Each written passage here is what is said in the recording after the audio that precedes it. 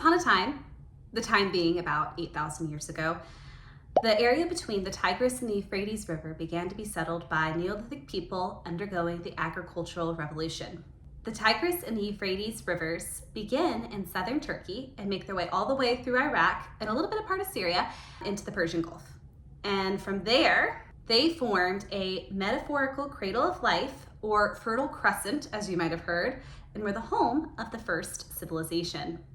And not to start out a little esoteric here, I don't want to lose you yet, but what's in a word?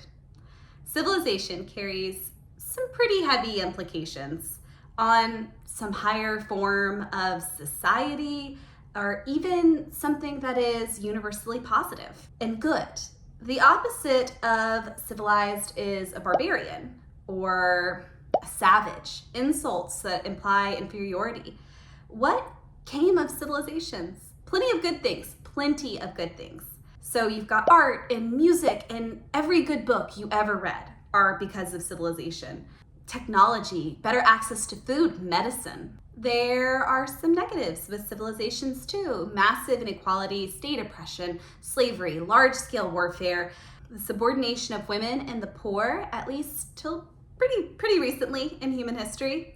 But would the Mesopotamians, those farmers and urban craftsmen who lived, say, 4,000 to 2,000 BC, 4,000 to 2,000 BC, that's a good general window to say here, would they claim to be part of a great civilization?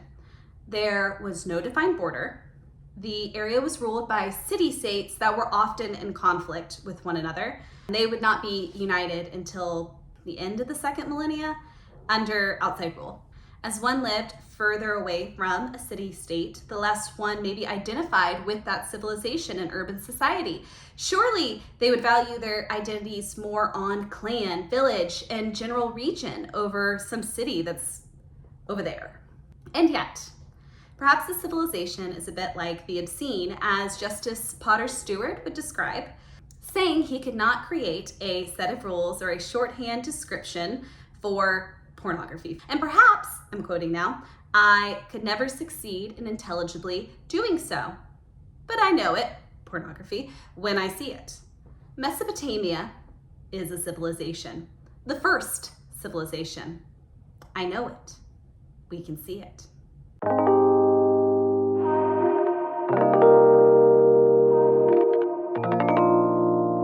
Mesopotamia means the land between two rivers. An apt name.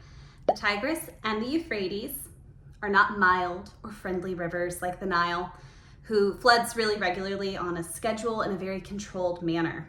Oh no. These rivers break dikes and dams pretty regularly and erratically.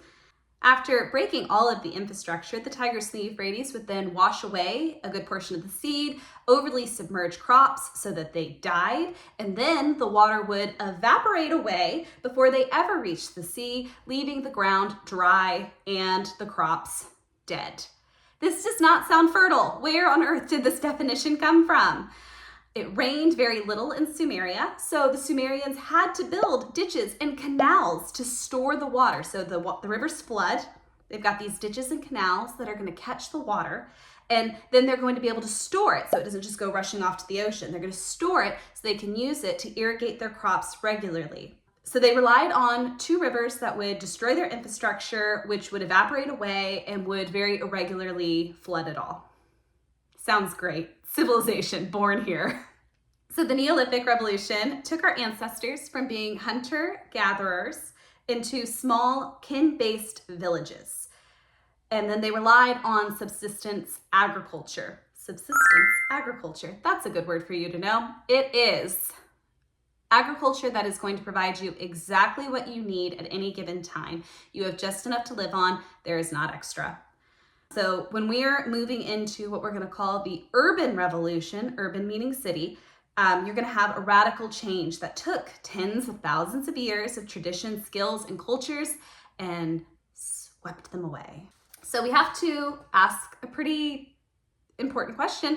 How did this get started? Why between two rivers? Why was civilization born in Mesopotamia at all? Mesopotamian pioneers must have been determined, truly determined, to adapt their environment to suit their way of life. So nearly as significant as the agricultural revolution, even largely caused by the agricultural revolution, you're going to have the urban revolution, which took place for the first time in Sumeria, modern day southern Iraq. So this is going to be that area of Iraq that is butting right up against the Persian Gulf. They made their canals and their ditches and turned subsistence farming into a surplus. They had more food than they needed. Hooray! When the farmers were able to grow more food than they could eat, they had time to specialize in skills such as pottery and weaving. Then they had time to create crafts that could be sold, to have a surplus of goods, and to have things worth protecting, money and other goods that they've traded throughout the region. And so what did they build? They built a stone wall. The city is here. With the city came the centralized state, hierarchy of social classes, division of labor, organized religion, monument building, writing, literature, sculpture, art, music, education, mathematics, law, engineering, discoveries such as the wheel and slapping them on a vehicle, sailing boats, metallurgy, even the concepts of numbers and weights. This is the first place where we have real evidence of that. So what is it that made humans give up village life for the city? Did they dream? Much as, any young person really today might dream of living in a place with more opportunity, that it would provide a brighter future for them and their children, not anymore being at the mercy of the floodwaters of the Tigris and Euphrates, but instead moving to a place where you could specialize in a craft, where you could work year round, it's not as backbreaking potentially, and you're able to provide for your family without being at the mercy of agriculture anymore. So imagine being a provincial farmer. You're coming to the city of Ur for the first time, and it's 2100 BC. So this is kind of at the end of the era we're going to be talking about. You see the ziggurat, which is, when you're picturing Mesopotamia, you probably are picturing a ziggurat in the middle of a city that is walled. It is a huge leap from small villages at the start of this time period, the small villages of subsistence farming, and we're getting to giant ziggurat in the middle of a walled city in about 2,000 years? Guys, this is huge. So go back, you're the provincial farmer again. Some 65,000 people are pressing in on each other in an area that is about 60 acres. Whew. I mean, if you thought Disneyland was dense, try on for size circa 2,100. Yet, nearly 80% of Mesopotamia's population would be urbanized by 2000 BCE. That was the highest percentage of urbanized population anywhere in the ancient world. We know the Sumerians built cities and abandoned them for years or decades, occasionally for centuries, before eventually reoccupying them. So aside from war or a change in the river's course, it's fair to assume that large-scale epidemics may have wiped out large portions of a population.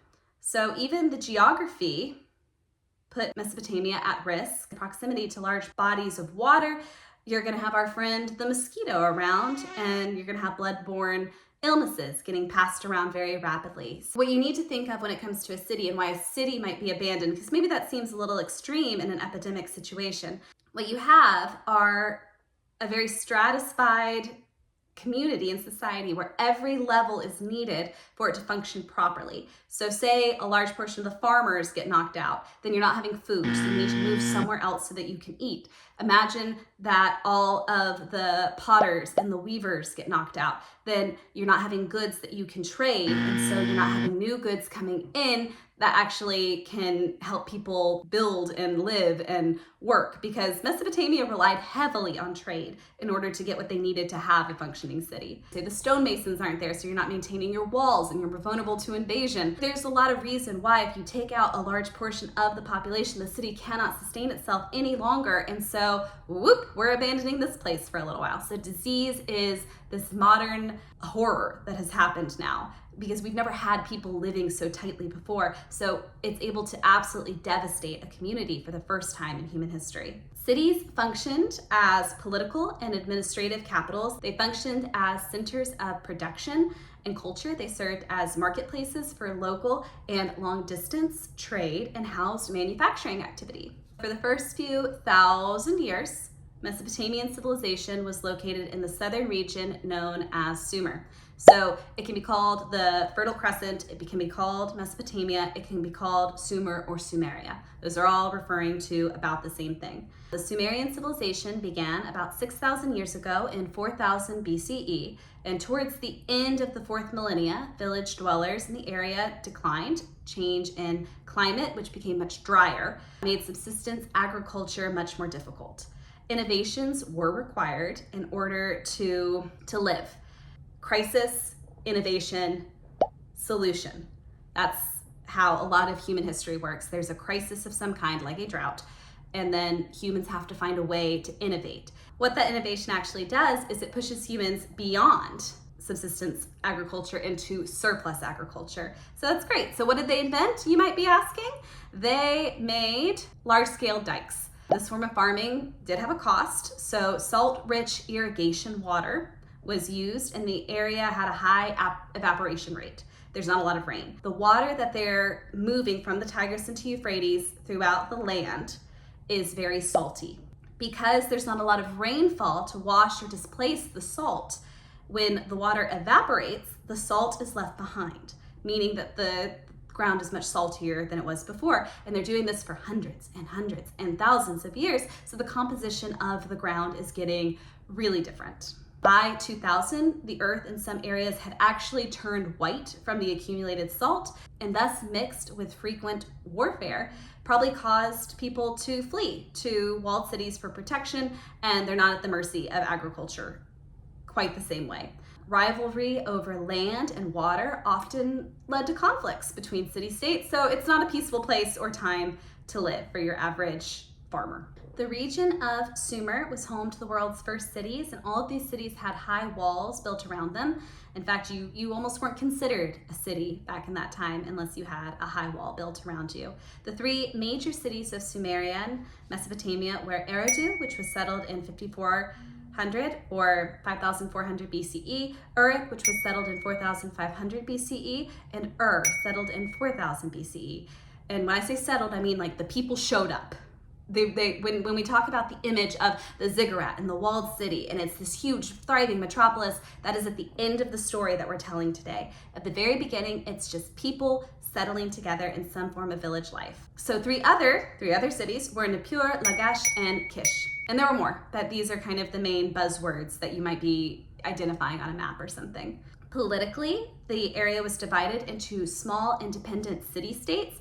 Each city in Sumer was originally run by a group of noblemen, and in times they would choose a leader who is going to kind of like lead them through the war, and then when it was over, it would kind of go back to this more oligarchic situation. But as war became more frequent, the leader kind of transitioned into the position of a king, and the king would hold power and then it would pass to a son. So primogeniture shows itself. In the end, they became kings who ruled for life, and it was handed down to their son. The king would ultimately come to represent the city's patron deity and controlled the affairs of the walled city and surrounding rural area. Uruk is the first true city, and maybe you've heard of a fellow called Gilgamesh. He was the legendary ruler of Uruk, the King Arthur of Mesopotamia. I bet you didn't think there was a King Arthur of Mesopotamia, but there was, and he's on a quest for immortality. Gilgamesh is the only Sumerian name generally familiar to modern readers, people today, largely due to his story being discovered on a clay tablet in 1853 from the ruins of an Assyrian library in Nineveh. The tablets were the basis for the Epic of Gilgamesh, which I plan to cover next week. And it'll be fun. I'm actually really looking forward to recording that. So Sargon the Great, an Akkadian ruler, conquers Sumeria in 2350. The Akkadians combined gods with the Sumerian gods, in an attempt to assimilate into kind of like a cohesive culture, which, that's one way to try and get your empire to work. So it's the world's first empire, which is under Sargon, and only lasts about 200 years before being destroyed by a tribe called the Guntians. King of Ur ruled Sumer and Acadia briefly, but political instability mixed with the transition from a wheat to more salt-tolerant barley agriculture, and they still were producing much less food. So it just couldn't support such a huge population anymore. It went into decline, throwing Sumeria into a sort of dark age. And then the Amorites, soon to be known as the Babylonians, maybe you've heard of them, were on the horizon invading Sumeria in 2000 BCE. From 4000 to 2000, huge innovations occurred. If we compare the agricultural revolution, which took place over the course of 7,000 to 10,000 years during the Neolithic period, the 2,000 years of development that occurred in Sumeria kind of feel like gasoline just getting poured onto a fire. This is an eruption of knowledge. And I've already kind of talked about the complex network of canals and dikes that were built in passing, but really think about what complex irrigation systems mean. That is an enormous public works project. You might even be thinking FDR, New Deal, building Hoover Dam levels of public works projects. These take incredible manpower. And you might be thinking to yourself, if the Fertile Crescent is so fertile, why did they need to build all of these canals and drainage ditches? And you can see the answer to your question if you take a minute and look on Google Maps. The area around the river's green. But if you go about a mile off on either side, the ground becomes much drier. There wasn't much rainfall, as I've already mentioned, and so the people had to attempt to move further away from the river as necessary due to kind of the volume of people and the volatile nature of the rivers that would flood every year and destroy everything. So you didn't really want to live that close to the river. You needed a way to transport the water and find a way to control the rushing flood, as the Euphrates is called. While I've talked a good deal about salination caused by this was a 1,000-year-old problem in the making, and for the most part, the soil was pretty well managed. 1,000 years is a long time to maintain being able to grow wheat instead of just barley. They did their best. They made sure that the topsoil didn't get washed away and employed kind of the first soil management practices, but the concentration of salt was really difficult to deal with, and it did lead to the eventual move away from wheat, which is more sensitive to salt, to barley towards the end of the second millennium. That caused a population decline and kind of was one of those main reasons Sumeria didn't get to be Sumeria anymore. It got to be Babylon. So also developed for agriculture was the wooden plow. First, the plow was just a stick hitched between two oxen. But by 1500 BCE, the plow was a very heavy contraption. It even had a funnel that could be used for pouring seeds. So as plowing was occurring, the seeds were able to be funneled down into the ground. You were able to get your seeding and your plowing done at the exact same time. The plow breaks up soil, if you didn't know, before planting, which makes it much easier to plant crops such as barley and onions and grapes and turnips, and plows are able to help control weed growth, and it also buries kind of the unwanted leftovers from crops from the previous year. So after you harvest and you go through and you scythe everything, you're still going to kind of have this stubble, and you kind of want to churn that up because it's going to cause the top part of the ground to be really compacted, and you want the seed to have as much loose wiggle room to grow as possible. Sumerians were also the first people who kind of became talented at making tools from metal rather than from stone. So this is what we would call the Bronze Age. Some metals such as gold and silver can be mined, and you can use those to create something, though gold is pretty soft. And other metals like brass and steel have to be made by mixing two separate metals together, and you have an alloy. The Sumerians were the first to figure out how to make the alloy bronze. So you're going to use copper and tin. Copper by itself bends very easily. It's kind of like gold in that way.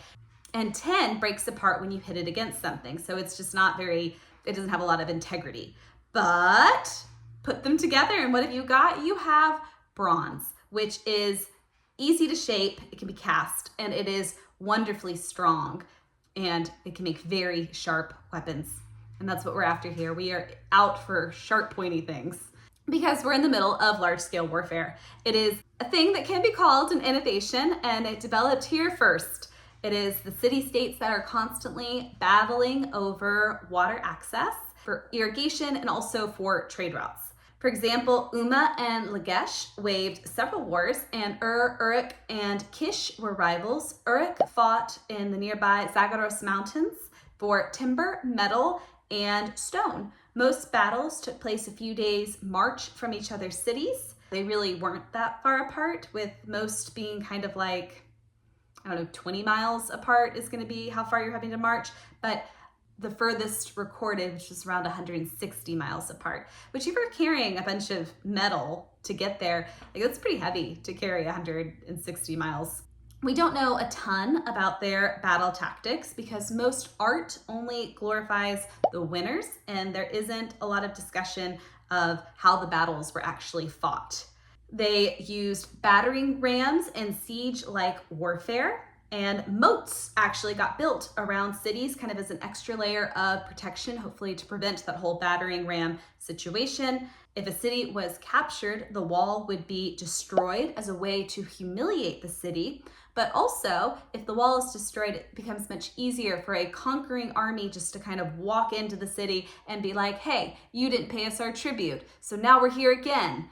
That's how they sounded back then. A large portion of a population of a conquered city would be captured and brought into slavery, and given the very, very high stakes of these conflicts, for the soldiers, because you talk about something to fight for. If your family is in that walled city over there, then you are going to be doing your darndest to make sure that that city does not get captured, because you do not want your mother, your father, your wife, your children to be suddenly in the predations of an enemy that is going to rape, pillage, and subjugate.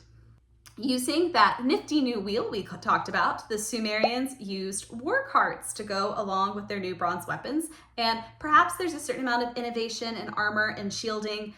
We think there was a little bit with the breastplate because that is talked about in Gilgamesh, but actual scaled armor, kind of dicey. The oldest known helmet is called the Golden Wig, and it's dated around 2600 BCE, and it was made of beaten gold with a linen liner that kind of was on the inside. So it's like linen, gold, and it weighs about 4 pounds.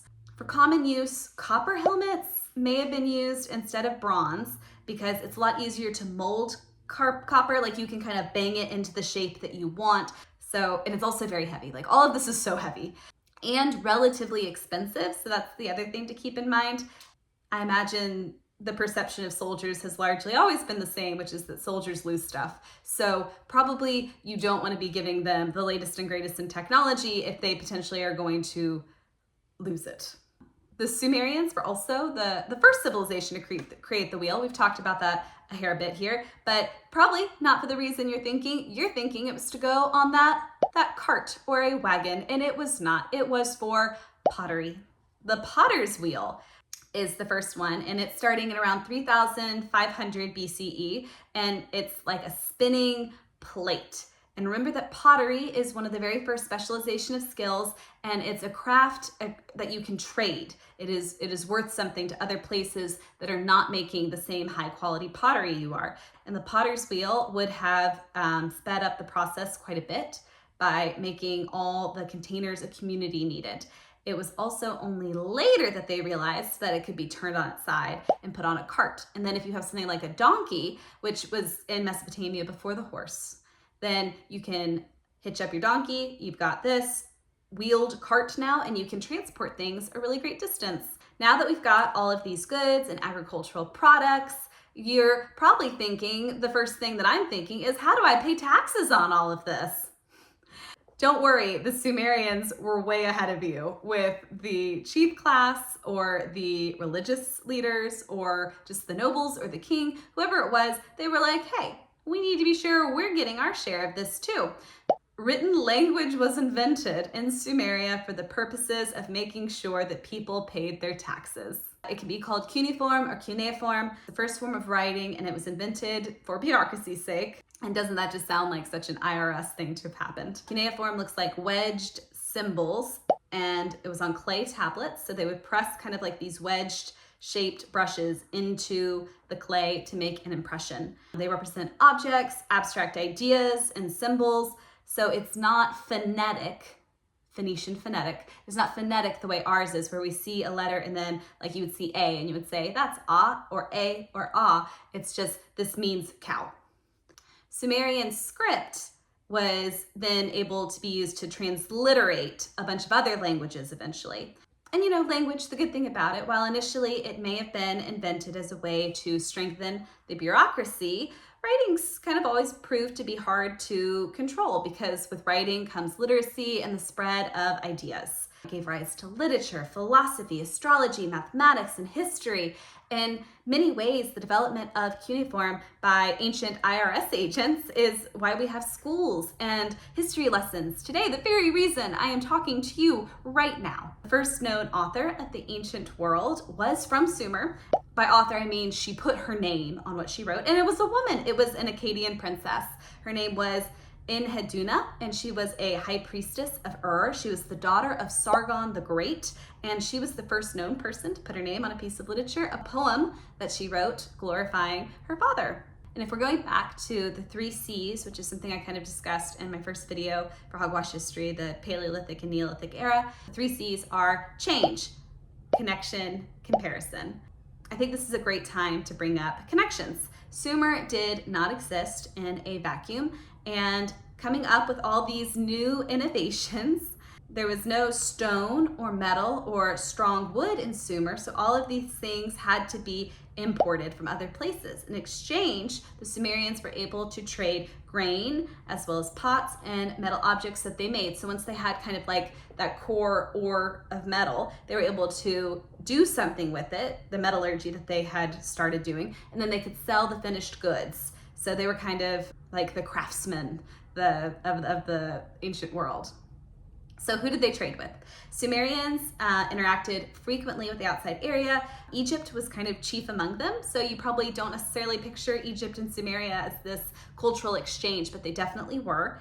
Sumerian traders were able to sail along canals and rivers into the Persian Gulf and beyond, and they traded with merchants as far away as the Mediterranean coast, and they established seaborne contact with the Indus Valley in modern-day Pakistan by 2300. We've also talked a good deal about change at this point. The change of a rural population to an urban one, changes in innovation and technology, but there were some negative changes too that came with urbanization. There was a development of classes and a stratification of society that became much more extreme. The Neolithic era had most members of a tribe or a family on pretty equal footing. Goods were shared in more or less an egalitarian manner, and with more trade and more goods and more value placed on certain skills or goods, the accumulation of wealth began to occur and a class system soon developed.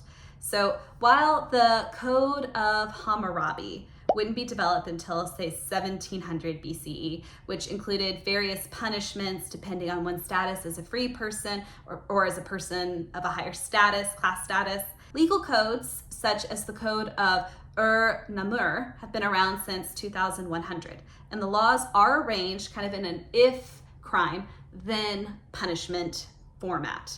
And they designate the legal rights of slaves and women and men in relation to each other. And these legal codes tell us quite a bit about how women and slaves were viewed in Sumerian society. So an example, if a slave were to marry a free person, then if they had a child, they had to give their firstborn son to their owner. And then if a slave escaped from a city and someone returns them, the owner is going to have to pay 2 shekels to the one who returned the slave. And if a slave woman is comparing herself to her mistress and speaks insolently to her, so basically if a slave woman is rude to her mistress, her mouth shall be scoured with 1 quart of salt. Ugh. Slavery and civilization pretty much just emerged together.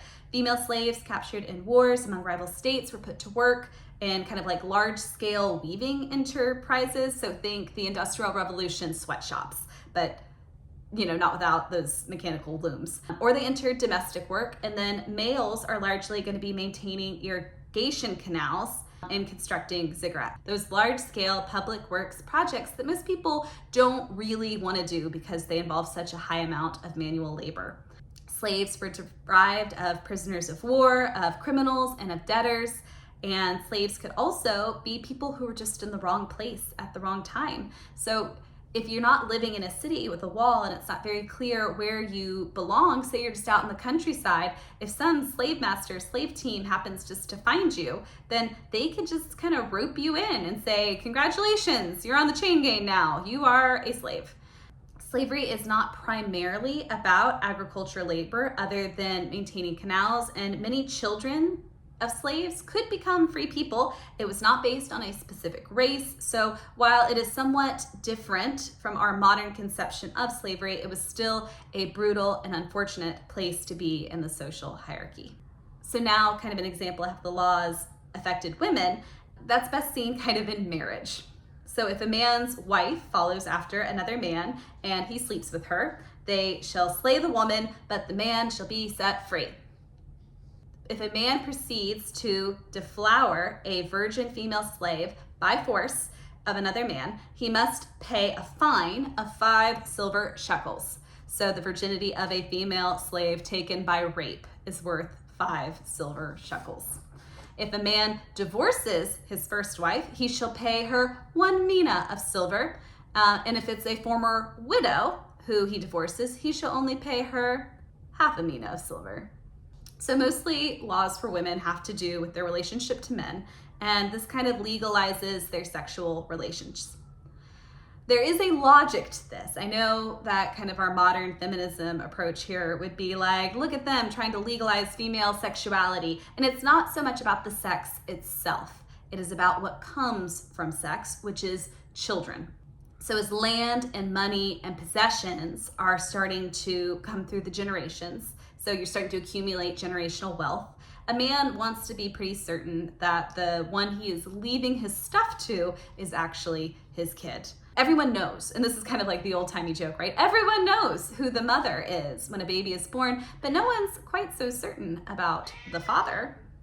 So if a man who helped commit adultery were equally punished, that would show some level of parity in the law and society, but that's just not the case.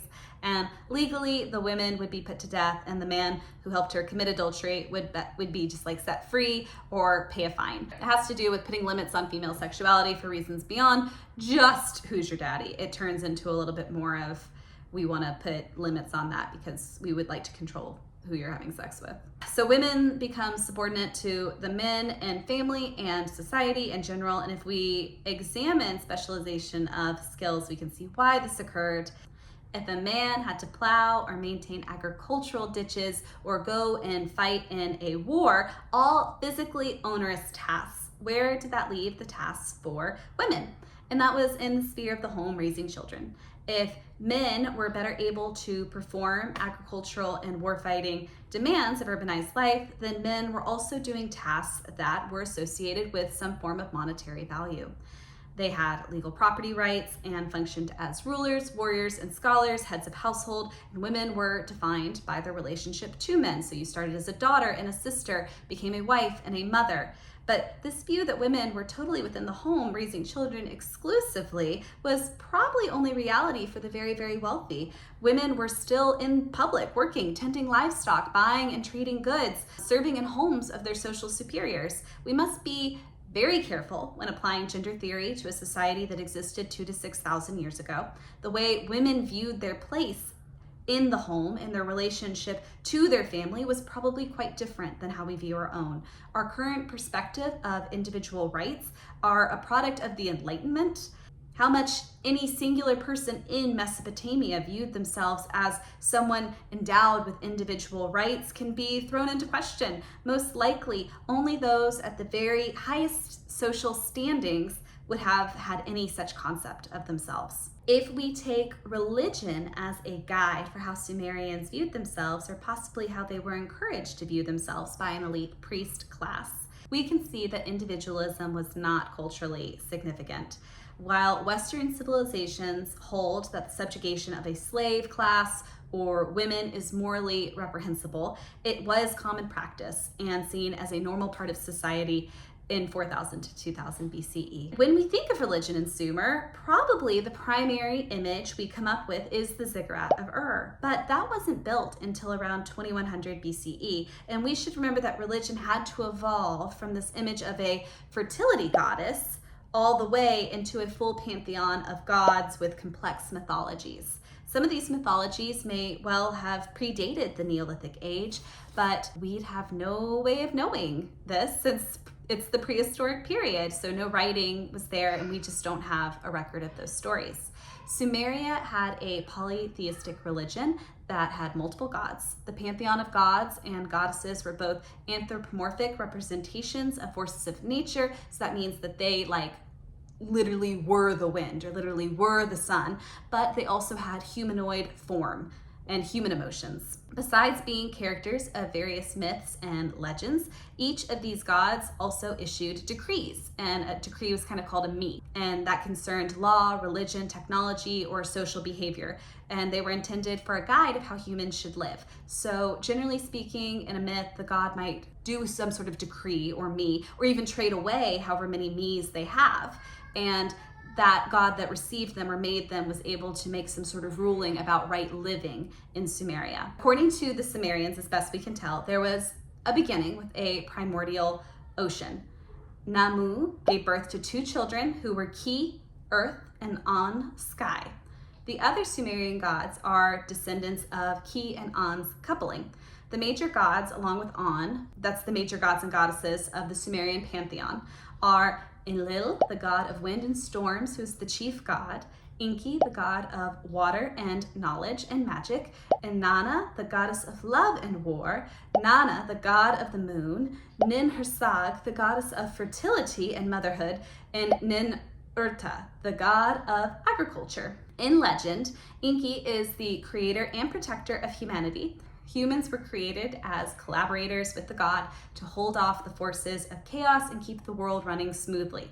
In the beginning, the world was kind of this undifferentiated chaos, and that order was established by the gods. Humankind was caught in this kind of inherently disorderly world, subject to the whims of capricious, quarreling gods. They were facing life with kind of not much hope for a blessed afterlife or life, taking into account the constant battles against the Tigris and the Euphrates and their unpredictable flooding. One can see why humans would see life as a battle against chaos and constant struggle to implement order. The afterlife is pretty dreary in Mesopotamian culture. Kher was a dark and dreary cavern located deep below the ground where inhabitants were believed to continue a shadowy version of life on Earth. The only food or drink was dry as dust, and there was no final judgment of the deceased, and the dead were neither punished or rewarded for their deeds in life. And a person's existence in the underworld was determined by the conditions of their burial and would last for as long as their name was known on earth. Gilgamesh's quest for a name that will endure was a foundational part of religion, and that's a belief that we're going to explore next week in our episode on the Epic of Gilgamesh. Part of the human creation myth was that Enki made humans out of clay, but Enlil sought to destroy humanity by creating a flood.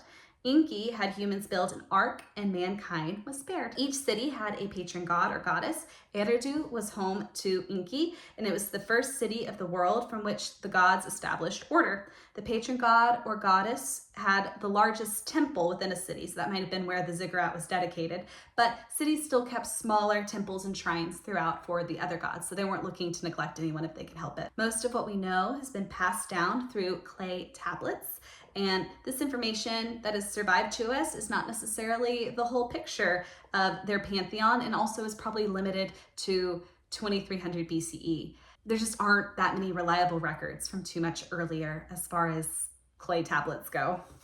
It's pretty breakable. By 2000, the city of Eridu, Uruk, and Ur and Nippur were known for their ziggurats and places of worship. So in conclusion, here is a nifty fact sheet I'd like to leave you with on Mesopotamia. I will try to find some way to link it in the description because it is kind of small, probably right here in the corner. But if nothing else sticks, here's what you probably need to know if you want to just write some really quick notes. Ancient Mesopotamia, the Fertile Crescent, and Sumeria refer to about the same thing. The Sumerian civilization had its heyday between 4000 to 2000 BCE. It took place in southern modern Iraq between the Tigris and the Euphrates River and butted up against the Persian Gulf. The civilization was based around city-states, which had a ruling class based on nobles, priests, and eventually a king. The majority of the population were common people who were farmers, artisans, soldiers, that kind of thing. Major changes included the urban revolution, so the cities themselves, large-scale irrigation, the wheel, the plow, writing in the form of cuneiform, metallurgy, and bronze, the building of ziggurats, and the formation of actual law codes that were codified and written down. Social changes include moving from village life to a very heavy urban society. Specialization of skills meant that not everybody had to be a farmer anymore based on subsistence agriculture. We had a surplus, so people could specialize.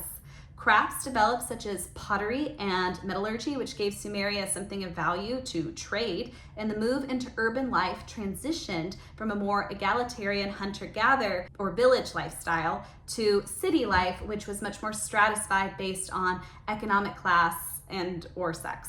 Global connections had Sumeria trading technology and knowledge to Egypt, into the north, into the Mediterranean, over into the modern southern Russian steppe, and to the east towards the Indus River Valley. I do plan to compare Mesopotamia to the other ancient civilizations, but that will kind of be like a unit wrap-up where we're going to cover ancient Egypt, Indus River Valley, the Chinese River Valley, and the Andean Mountain Civilization. But before we get to all of that, because that is a lot to cover, please join me next week as we conclude our unit on Sumeria with a deep dive into the Epic of Gilgamesh. I hope you found this informative. Please like this video and subscribe to my channel if you would like to see more. Thank you so much for watching. Bye!